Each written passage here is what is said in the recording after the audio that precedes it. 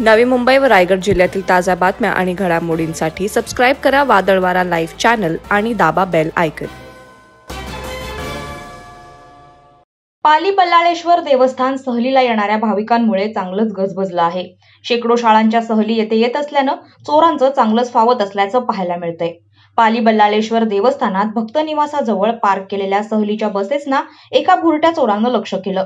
जवळपास 7 ते 8 बसेस या ठिकाणी पार्क केल्या होत्या।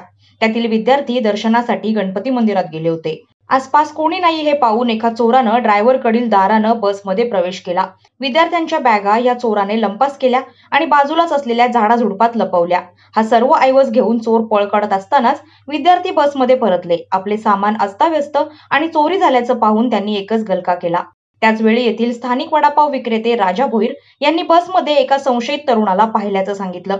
त्यांनी त्याला हटकले असता त्यानं पळून जाण्याचा प्रयत्न केला। तोच चोर असावा अशी खात्री झाल्यानं राजा भोईर आणि ग्रामस्थांनी या चोराला झाडीझुडपातून शोधून काढलं। त्याने दडवून ठेवलेला सर्व ऐवज हस्तगत केला आणि या पोरसौदा तरुण चोराला चांगलाच चोप दिला। येथील स्थानिक शिक्षक काटकर यांनी प्रसंगावधान राखून लागलीच पाली पोलिसांना फोन करून पाचारण केलं। त्यानंतर ग्रामस्थांनी चोराला पोलिसांच्या स्वाधीन केलं। वादळवारा लाईव्ह साठी न्यूज ब्युरो, पाली। नवी मुंबई व रायगड जिल्ह्यातील ताज्या बातम्या आणि घडामोडींसाठी सबस्क्राईब करा वादळवारा लाईव्ह चॅनल आणि दाबा बेल आयकॉन।